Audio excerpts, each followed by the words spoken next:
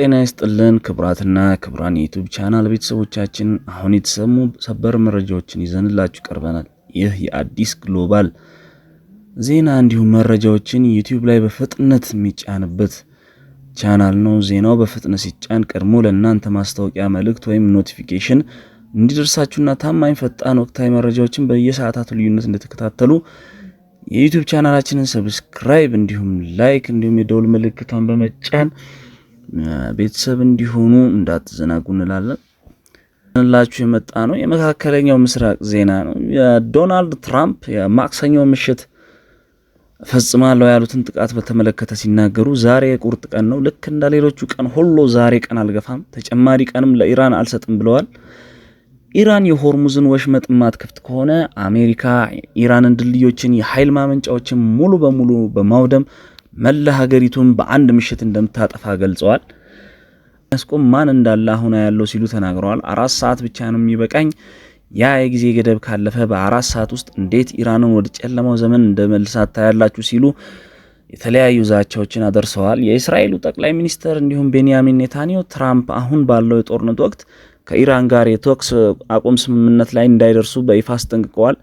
ትራምፕ ለኔታንያሁ በመለሱላቸው መልስም ኢራን ያከማቸችውን የዩራን ክምችት በሙሉ አሳልፋ እንድትሰጥ የሚጠይቀውን የአሜሪካን ቅድመ ሁኔታ እንደማይተው አረጋግጠውላቸዋል።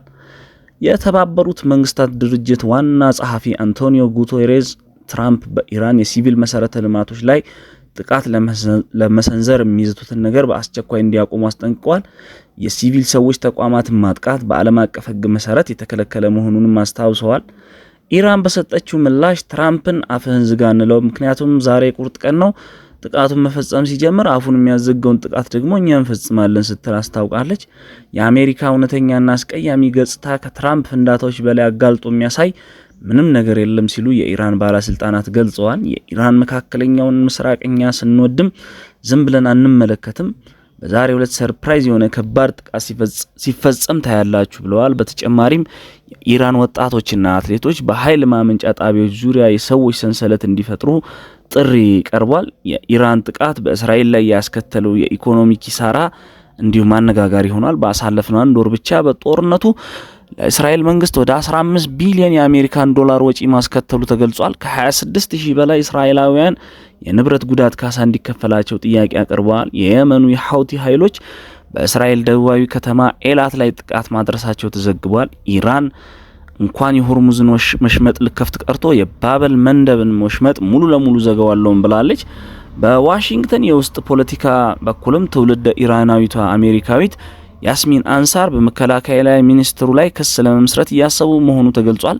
ትራምፕን ከስልጣን ለማውረድም ጥሪ አቅርበዋል። በሃይማኖቱ በኩል ርዕሰ ሊቃነ ጳጳሳት ሊዮ 4ኛ ጦርነት የማስነሳት ኃይል ያላቸው አካላት ሰላምን እንዲመርጡና መሳሪያቸውን እንዲያስቀምጡ ጥሪ አቅርበዋል። የዋይት ሃውስ ቃል አቀባይ በበኩላቸው ጦርነቱ ለህልውናቸው ሲባል የሚደረግ በመሆኑ የሃይማኖት መሪዎችን አስተያየት አንቀበልም ሲሉ ምላሽ ሰጥተዋል። ክቡራን አድማጮቻችን ለሰዓቱ ያዘጋጀንላችሁ መረጃዎች እኚህ ነበሩ።